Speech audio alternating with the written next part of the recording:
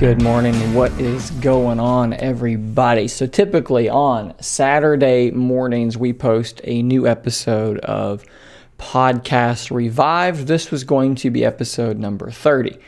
We've had increasing difficulty over the last few weeks of just kind of scheduling, trying to do a podcast every single week, trying to get Jessie in here where, she's working full time and then coming home, and then I'm trying to drag her over here to do a podcast. And so what we're going to do is we're going to kind of shake things up a little bit. Podcast Revived, at least for now, is going to become a monthly thing. So we're going to try to do it at the beginning of the month. So we'll try and do one here shortly, and it will post on Saturdays, just like usual. In between those podcast episodes, what I'm going to start doing every other Saturday is a segment where I show some comments that I've received on YouTube or maybe even in the Discord, questions and comments, things like that. And I'm going to kind of take a moment where I usually, respond to people's comments pretty regularly in the on YouTube. I try to type up responses and talk to you guys.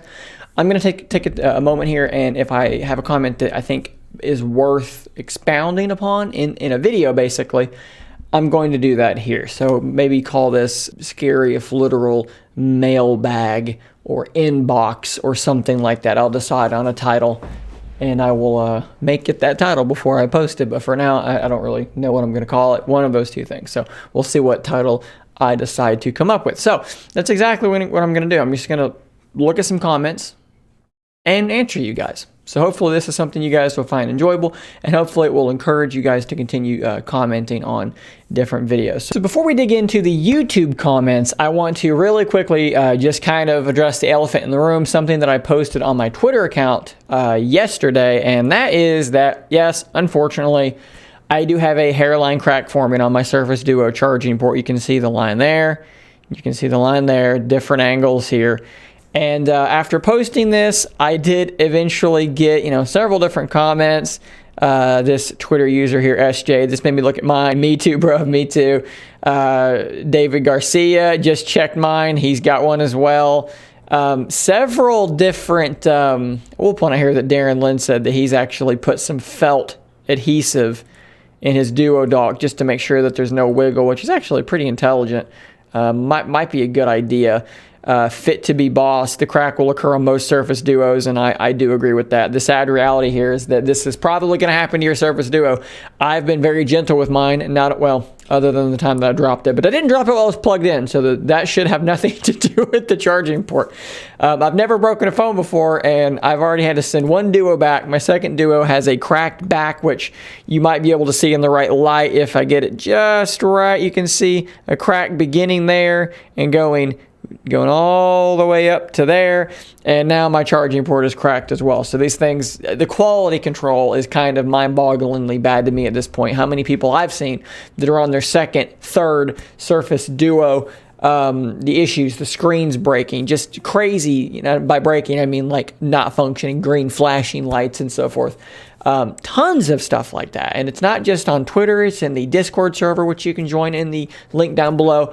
It's amazing how quickly I can go from being at the highest of highs with Surface Duo, from like January update was awesome, my bumpers can be back on, to no, they can't be because it's still glitching out and my Surface Duo's charging port is cracked. It's like a love-hate relationship for sure.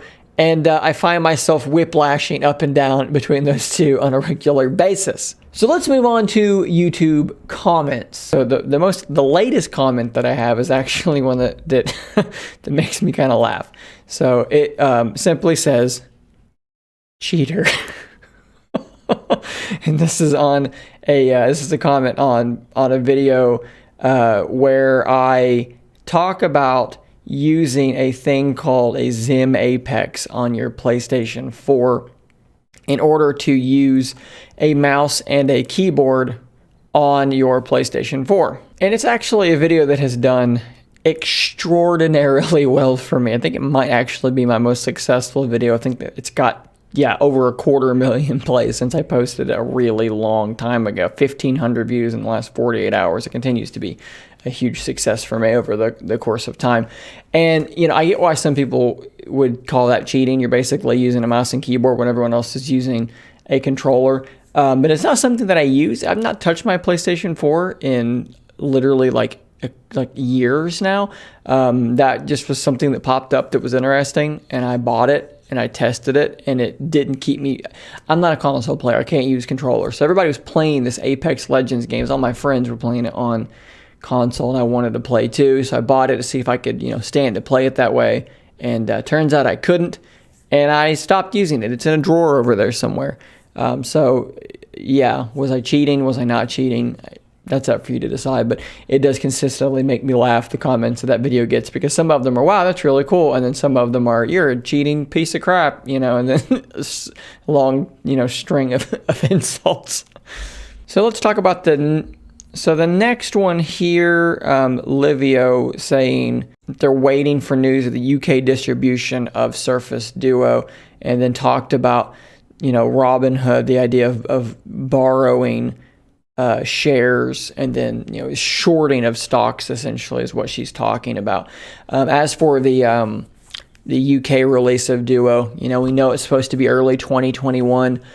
Hopefully it is early 2021. It's almost February at this point, so we've seen some things. I like in a video I posted a few days ago where there was a listing on a French website, I believe.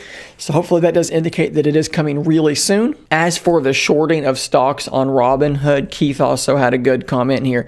Google wiped over 100,000 bad reviews from Robinhood. So yeah, there's definitely some nefarious stuff going on there. And I think, if I'm not mistaken, I think that they've wiped more than 100,000.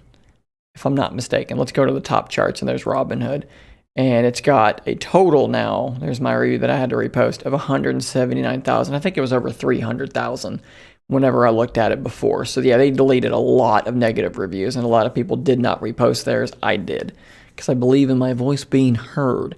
Definitely some nefarious shit going on there. Echoing that, to hell with the private banksters, world government, and criminals, and the intelligence agency, power to the people. I'm with you, man. These are the people that destroyed our economy in 2008 and sipped champagne and avoided any sort of punishment for doing so. So let's make them sweat. Let's make them scared. Let's drain their wallets and see how they like it for a change. How about that? Wasteland Vids. Mine still has the Twitter bug. I could be scrolling and it would just close the app talking about the Surface Duo post-update. And that's actually a bug that I've had for a long time, and I always forget to mention because it's fairly infrequent, but you'll just be scrolling through Twitter and it'll just close. And you gotta open it back up again. And it's super annoying because you can be scrolled way down your feed and then it just closes.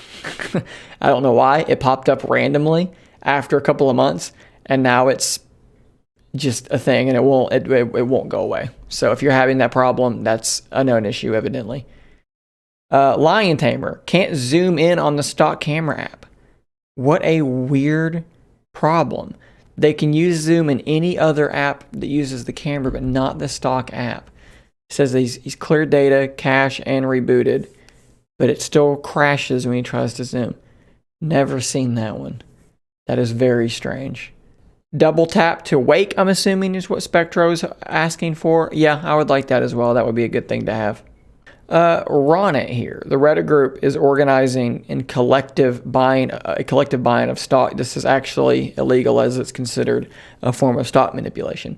I would like to know how that is different from Jim Cramer going on television and saying, buy this stock. I feel like that's kind of the same thing. Also, these are people, let's say it is stock manipulation and it should be illegal. Fine. These people have done far worse for a very long time. So the double standard there is what my problem would be. Not my problem with you. You may be totally right.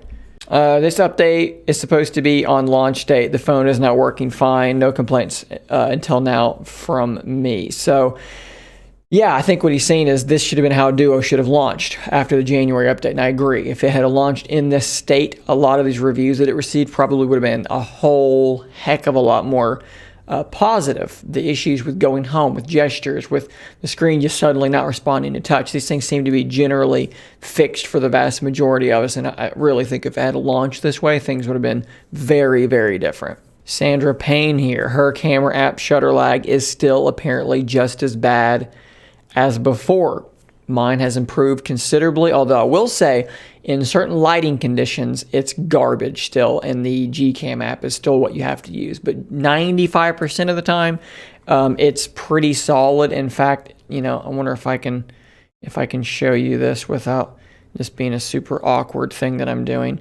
My lens is apparently dirty. So if I click on the shutter there, you saw how fast that was. That really wasn't bad at all. And it used to be consistently horrible for me. So something's changed there for me. It's a bummer that it's not happened for everybody. Then she also mentions that the back screen turning on in phone mode issue has been improved for her. And I mentioned in my video, I put my bumpers back on and it was working well. And I even showed you guys in phone mode that I was unlocking and only one screen was on. Well, guess what? That was short-lived for me because that problem came back in full force and the bumpers are back off. So I don't know why it seemed to be fixed temporarily, but it's not fixed. For me, I cannot use my bumpers because in phone mode, both screens will remain on. Uther Tech Surface Earbuds Test, question mark. This is a reference to the Soundcore Liberty Air 2 Pros, which I have been using off and on since my review. I do not have a set of Surface earbuds on hand. Perhaps I'll be able to get a hold of them eventually and do some comparison videos in reference to these earbuds themselves. I've been pretty happy with them so far. My only real complaint long term is that the left bud in my ear for too long, the body of it is a little bit larger than the previous ones. If you can see, make sure that's not dirty. I don't think it was, but that would have been gross if it was. The body of it there is just a little bit larger, which causes it to stay planted in place better, but it's starting to get a little bit sore after some time. I still don't know, if I think they sound better than the Liberty Air 2s. The Pros, they're so similar in audio. But overall, I still really do like them. Battery life has been as advertised. But hopefully I'll get a set of Surface earbuds in. A lot of you guys have asked questions about them, so I do need to try to get those on hand. Here's just another fun comment. I don't get many of these, but when I do, they make me laugh. This person said, "Hey man, no offense, but you look like a freak." I don't know why you would make that comment. You can read what I wrote there. And usually what I do when someone does that is I'll say something like that back, and I'll usually give it a heart just because it's just so stupid. It's just so stupid. Why would you take the time to comment something like that? Do you think it's going to hurt my feelings? Look, watch this. Watch my feelings not being hurt. I don't care. But yeah, you can feel free to just not watch though, because that's that would probably just be better for everybody. Slim Tech, I received the January security update today, but was hoping it would be Android 11, but this will do for now. Android 11 is still on the horizon somewhere. No word yet as to when it is coming. We know that it's supposed to be early this year sometime, and I feel like I actually got another comment. Yeah, here we go. Wasteland Vids. Don't know where I saw it, but it said Duo would get Android 11 in June. I've seen lots of different rumors to that effect, but I've not seen anything that I could substantiate as to when Android 11 is coming. I'm hoping that it's soon. I've heard in the first quarter of 2021, but at this point, with the way things have gone, your guess is really as good as mine. So I also got several different comments kind of varying in terms of the listing potentially showing an 8 gig model of the Surface Duo. I wonder why they're doing the extra RAM. It doesn't feel like this phone is bogged down by lack of RAM at all. I really don't think RAM is causing problems so much for the Surface. And then I've also had people like, let's see here, Darren Lynn. I would have liked to have had 8 gig model. And then I think I had another person saying something very similar. Yes, but they use it for telephony work apps that cannot be backgrounded. That they would like to have had an 8 gig model as well. A lot of differences in opinion as far as the 8 gigs of RAM thing goes. I tend to think that it's not necessary. Should it have been an option? Sure, of course, not having it as an option is fine, but do I think that the problems that Surface Duo has is because of the fact that it's only got 6 gigs of RAM? No, I really don't. And in fact, I think that if a lot of you guys looked in your developer options and looked up there at the top, my average memory is 3.6 gigs of the 5.8 available. So, you know, I think if a lot of you guys looked at what your actual average memory usage was, you might realize that you're not even using the 6. So why do you need 8? But, you know, if you are using, you know, if you're maxing this thing out, you know, maybe having 8 gigs of RAM would be good. All right, I think that's a good selection there, some comments to respond to. So hopefully you guys enjoy this video. Like I said, we'll be doing this every Saturday with a podcast dropped in once a month to take the spot of one of these videos. Let me know in the comments if it's something that you do want to see more of. Hopefully I'll get around to some of your guys' comments specifically as well in the near future. So stay tuned for more videos just like this, and until next time, stay nerdy, my friends.